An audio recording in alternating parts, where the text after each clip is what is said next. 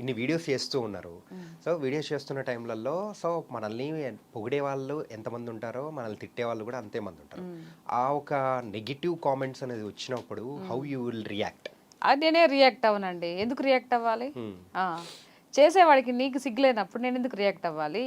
నేను మంచి మాట్లాడినా నువ్వు అదేగా కామెంట్ పెట్టినప్పుడు నా తప్పే ఉంటుంది. నేను చెడుగా ఏమన్నా బిహేవ్ చేసి నేను ఏదన్నా బట్టలు ఇప్ప తీసుకొని వీడియో చేసి నీకు అప్లోడ్ చేసినప్పుడు నువ్వు దానికి కామెంట్ పెడితే నేను యాక్సెప్ట్ చేస్తా. నువ్వు ఏం లేకుండా ఉన్నప్పుడు నువ్వు కదా సిగ్గుపడాలి. నాకేంటి భయం? నేను ఎందుకు సిగ్గుపడతాను? నిన్ను నిన్ను పెంచి పెద్ద చేసిన నీ తల్లిదండ్రులకి సపోజ్ లేడీస్ తీసుకుంటే నీ తల్లికి ఏ అయితే అవయవాలు ఉంటాయో సేమ్ నాకు కూడా అదే ఉన్నాయి. నువ్వు ఎక్కడైతే గర్భం నుంచి చీల్చుకొని బయటకు వచ్చావో అదే పాటు గురించి నువ్వు అసభ్యకరంగా వేరే ఆడపిల్లని అంటున్నావు అని అంటే అంతకైనా దుర్మార్గం ఇంకోటి ఉందా? అంతకైనా నీచమైన మెంటాలిటీ ఇంకోటి ఉంటుందా? ఎక్కడో ఇలాంటి కామెంట్స్ బాగా మిమ్మల్ని హర్ట్ చేసే అనిపిస్తుంది. ఎందుకంటే మీ మాటల్లో ఎక్కువగా అంటే ఈ పర్టికులర్ గా దీని గురించి మాట్లాడేటప్పుడు పదును అనేది ఎక్కువగా ఉంది. అవును. మరి అంతే కదా. ఇప్పుడు సొసైటీ మారాలి అంటే పదునుగా ఒక మాట చెప్పాలి కదా. ఎందుకు అలా కామెంట్ చేస్తావు? ఇప్పుడు నేను రాజకీయం గురించి మాట్లాడాను.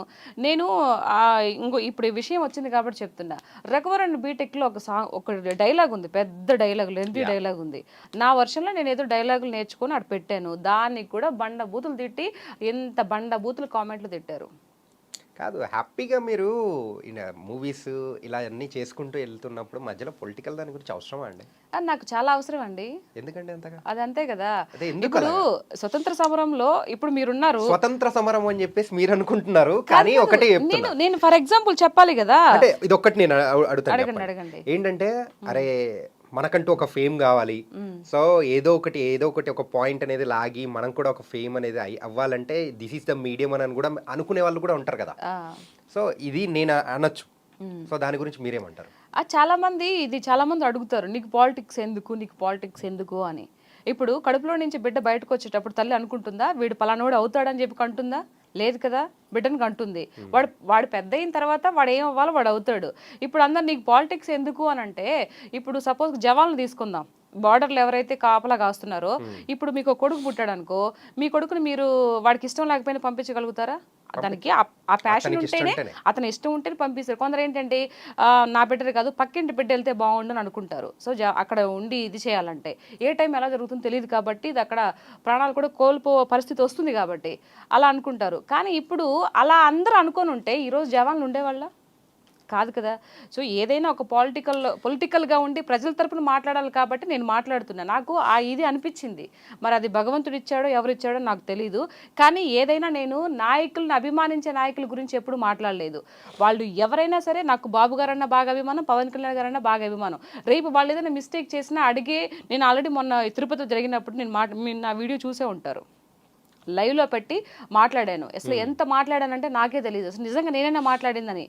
అభిమానం పక్కన పెట్టాలి. అభిమానం ఉంటుంది. మనం ఒక అందలం ఎక్కించినప్పుడు, ఒక పట్టం కట్టి ఇచ్చినప్పుడు వాళ్ళు ఎవరి గురించి పాటుపడాలి? ప్రజల గురించి పాటుపడాలి. లేదు మా పాటికి మేము ఉంటాము, మేము దేవుణ్ణి చూడాలి అని అంటే సపరేట్గా వీళ్ళకి ఏంటి వెనక ఎతల ఎవరు ఉంటారు? గన్ మ్యాన్లు వీళ్ళందరూ ఉన్నారు అని అంటే ప్రజలకు ఎవరు గన్ మ్యాన్స్ వస్తారు? ఎవరిస్తారు? ఆ విధంగా అవన్నీ నాకు భావాలు ఉన్నాయి కాబట్టి నేను మాట్లాడుతున్నా. ఆ భావాలు ఏమి లేవు. 2 రీల్స్ చేసుకుంటానే హ్యాపీగా నాకు ఫాలోవర్స్ వస్తున్నారు, ఏదైనా 4 మాటలు మాట్లాడేస్తాను అని అనుకుంటే నేను హ్యాపీగా బ్రతకొచ్చు. కానీ నాకు ఎందుకు అట్లా అనిపించట్లా. నా మైండ్లో ఏదో రన్ అవుతుంది. అది మాట్లాడమని చెప్తున్నారు నాకు. ఎవరో చెప్పట్లా, నాకు లోపల చెప్తుంది. ఎందుకు మాట్లాడకూడదు? నేను ఎందుకు వాయిస్ రేస్ చేయకూడదు? ఓటేసే హక్కు నాకు ఉంది కదా, ఎందుకు మాట్లాడకూడదు? మీకు పాలిటిక్స్ ఎందుకు అంటారు, ఎందుకు మాట్లాడకూడదు? ఇప్పుడు మీరు క్వశ్చన్ అడిగారు కదా, పాలిటిక్స్ మీకు ఎందుకండి అని అన్నారు. నేను ఎందుకు మాట్లాడకూడదని మీరు నాకు రీజన్ చెప్పండి. ఎందుకు మాట్లాడకూడదని కాదు, సో ఎందుకు ఇంట్రెస్ట్ అనేది నేను అడుగుతున్నాను. మీరు ఏమన్నా పాలిటిక్స్ ఎందుకంటే శుద్ధంగా రీల్స్ చేసుకోవచ్చు కదా అన్నారు. ఇప్పుడు హ్యాపీగా ఒక మూవీ ఇండస్ట్రీ సైడ్ ఇట్లా వెళ్ళాలి అని అనుకున్నప్పుడు, లేదు నాలో ఒకరు ఉన్నారు సో వాళ్ళు మాట్లాడిస్తున్నారు అని అన్నప్పుడు దట్స్ యువర్ ఇంట్రెస్ట్. సో అట్లాంటప్పుడు ఎవరు అడగడానికి లేదు. ఏంటంటే మనం ఉండేది భారతదేశంలో వాక్ స్వాతంత్రం అనేది కూడా ఉంది. అట్లాంటప్పుడు మీకు అది ఇంట్రెస్ట్. కాకపోతే నాకు ఒకటి అనిపించేది ఏంటంటే, మెయిన్ గా మీరు సో ఒక పార్టీలో ఏమన్నా ఉన్నారా ఇప్పుడు? లేదండి, పార్టీలో అయితే ఏం లేరు.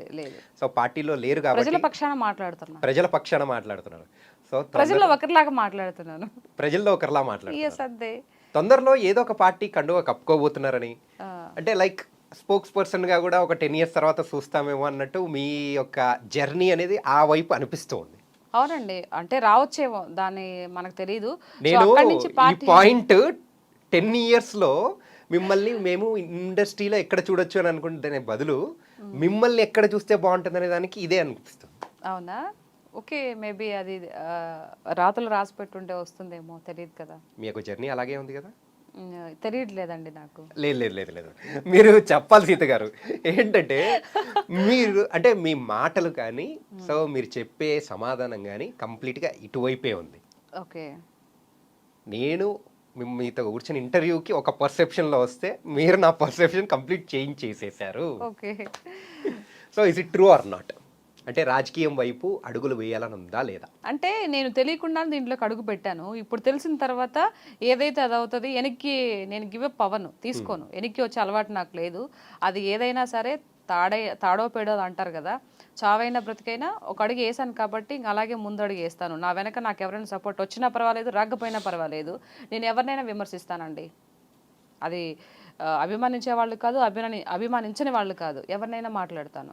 రేపు ఒకవేళ నన్ను మెచ్చి నిస్వార్థంగా నన్ను మెచ్చి ఈ అమ్మాయి బాగా మాట్లాడుతుంది, ఈ అమ్మాయి ఉంటే బాగుంటుంది అని ఎవరైనా నాకు చెయ్యి ఇస్తే గనక నా వాయిస్ని ఇంకా బాగా పెద్దగా వినిపించడానికి ట్రై చేస్తాను. కానీ ఎవరైనా కానీ మిమ్మల్ని తిట్టేవాళ్ళు, సో వాళ్ళ కామెంట్స్ రూపంలో చేసిన వాళ్ళు మేము అంటే ఆల్రెడీ మన మాటల ద్వారా వచ్చేసింది. అవును. కాకపోతే సో డైరెక్ట్ ఎవరైనా కానీ మీ మీద దాడి కానీ, సో మిమ్మల్ని డైరెక్ట్గా తిట్టడం కానీ ఇలా జరిగిందా? డైరెక్ట్గా ఎవరు తిట్టలేదు. ఒకసారి ఫోన్ కాల్ వచ్చింది. ఒక ఫోన్ కాల్. Phone call. అది వెంకటగిరి, నెల్లూరు దగ్గర వెంకటగిరి ఆ ప్రాంతం నుంచి వచ్చింది. అయితే వాళ్ళు అన్నారు, మీరు పిల్లల గురించి అదే అప్పుడు మర్డర్లు, రేపులు అవి జరుగుతున్నాయని చెప్పేసి ఒకటి టీడీపీ వచ్చినాకనే, ఇప్పుడు నీ కూతురు ఎక్కడ చదువుతుందో మాకు తెలుసు, తను కూడా తీసుకెళ్ళి ఏమన్నా చేస్తే నువ్వు చెప్పగలుగుతావా? మీ వాళ్ళు వస్తారా? మీ అన్నయ్య ఏదైతే పవన్ కళ్యాణ్ గారు వస్తారా? మీ బాబు గారు వస్తారా? అని చెప్పేసి అడిగారు. నేను దానికి సమాధానం చెప్పాను. ఓహో, ఇట్లా వచ్చావా? సరే, నా కూతుర్ని ఏదో చేస్తావు అని నువ్వు చెప్తున్నావు కదా, నువ్వు ఆ మాట చెప్పడం వల్ల భయపడిపోయి అయ్యో నేను ఇంక మాట్లాడను అని అంటాను అనుకున్నావేమో. అదంతా ఏం కాదు. నిజంగా నా బిడ్డ తలరాతలో జరిగి ఉంటే దాన్ని ఎవరు ఆపలేరు. నేను మాట్లాడినంత మాత్రానే విధిరాతను ఎవరు మార్చలేరుగా. ఇప్పుడు ఎవరి చేతుల్లో ఎవరి ప్రాణం పోతుంది అనేది దైవేచ్ఛ, చెప్పలేం కదా అది. సో నిజంగా ఆ విధంగా జరుగుంటే దానికి నేనేం చేస్తాను చెప్పండి? నేను మాట్లాడినా అవుతుంది, మాట్లాడకపోయినా అవుతుంది. ఓకే. సో తొందరలో మిమ్మల్ని అంటే మీకు ఎమ్మెల్యే ఇష్టమా, ఎంపీ ఇష్టమా? నాకు అవి ఏది వస్తుందో తెలియదండి. అంటే రావడం మాత్రం పక్కా అని కూడా నేను ఎలా చెప్తానండి? అంటే ఏది వస్తుందో తెలియదు అన్నప్పుడు ఏదో ఒకటి వస్తుందని అనుకోవచ్చు కదా. అంటే ఏదో ఒకటి వస్తుంది అని అంటే మనము ప్రజల పక్షాన మాట్లాడుతున్నప్పుడు ప్రజలకి ఏదో చేయాలని ఒక బలమైన సంకల్పం మనకు ఉన్నప్పుడు అది ఎలా వరుస్తుందో మనం చెప్పలేం కదా. ఎమ్మెల్యేగా వరుస్తుందో, ఎమ్మెల్సీగా వరుస్తుందో, ఎంపీగా వరుస్తుందో మనం చెప్పలేం కదా. అండ్ దట్ మనం అంతగా అనుకోవడానికి మన వెనకాతల వేల కోట్లు లేవు కదా. నేను ఒక 10 కోట్లు పడేసి అవ్వతాను, నాకు ఎందుకు లేదు, డబ్బు ఉంది వెనకాతల అని చెప్పేసి అనుకునే ఒక ఇది ఉంటుంది. బట్ అది కూడా లేదు. ఒక సామాన్యమైనటువంటి నేను ఒక ఆడపిల్లని, ఒక మంచి వైఫ్ని, 3 బిడ్డలకు తల్లిని, ఇట్లా ఉన్న ఒక మిడిల్ క్లాస్ చెందిన అయినటువంటి అమ్మాయిని, పొలిటికల్ బ్యాక్గ్రౌండ్ ఏది లేదు, అట్లాంటి ఉన్న నేను ఎలా అవుతాను ఎమ్మెల్యే, ఎంపీ ఎలా అవుతాను? ఒకటి చెప్పనా అండి, నిస్వార్థంగా ఎవరైనా అవకాశం ఇస్తే తప్పితే. ఏంటంటే 1000 కోట్లు ఇట్లా అని చెప్పేసి మీరు అంటున్నారు. సో కాకపోతే అంతకు 1000 రెట్లు బలమైనది, సో ఆ ధైర్యం అనేది మీ దగ్గర ఉంది. అవును. సో అదొక్కటి చాలండి ప్రపంచాన్ని జయించడానికి. నా తత్వం ఏంటి అని అంటే, నోటుకు ఓటు తీసుకుని ఓట్లు వేయించుకునే రకం నేను కాదు. ఒకవేళ రేపు నిజంగా నన్ను నమ్మి ఆత్మకూరు నియోజకవర్గంలో ఒకవేళ రేపు 10 ఏళ్ల తర్వాత అయినా కానీ నిలబడే కెపాసిటీ, హక్కు నాకు ఇచ్చారు, ఒక టికెట్ ఏదైనా ఇచ్చారు అని అంటే నేను ₹1 కూడా ఇవ్వను. నా దగ్గర లేవు, నేను ఇయ్యను. మీ భవిష్యత్తు బాగుండాలి, మీకు అనుకున్నట్టు జరగాలి అని అంటే ఓటేసి గెలిపించిన ఇది మాత్రం చెప్పగలుగుతాను. కానీ లేదు నా దగ్గర ఇన్ని కోట్లునే పంచుతాను, ఓటుకి నోట్ అనేది నా మైండ్లో సెట్ ఎప్పటి నుంచో. ఎందుకు తీసుకోవాలి డబ్బులు? ఇప్పటి వరకు నాకు ఓటు వచ్చినప్పటి నుంచి నేను 1 పైసా కూడా తీసుకోలేదు, అలా తీసుకుని ఓటేయలేదు. అలా తీసుకున్నప్పుడు నువ్వు అడిగే ఇదిని కోల్పోతావు కదా. ఇప్పుడు నేనున్నానండి, ఎమ్మెల్యే అయ్యాను, నీకు ఒక 10,000 ఇచ్చాను, ఓటుకి 5,000 ఇచ్చాను అనుకో, మీ ఇంట్లో 2 ఓట్లు పడ్డాయి నాకు, నువ్వు నా దగ్గరకు వచ్చి అడిగే హక్కును కోల్పోతావు కదా. ఎవరైనా అంతే కదా. ప్రజలకి నేను ఈ మీడియా ద్వారా ప్రజలకు చెప్తున్నా, ప్లీజ్ దయచేసి నోటుకు ఓటు తీసుకుంటే మీకు ఏవైతే కావాలో, ఏవైతే రావాలో అవన్నీ మీరు కోల్పోతారు. దయచేసి నోటుకు ఓటు తీసుకోకండి. ఒక ఇచ్చినా కూడా మాకు వద్దని చెప్పండి.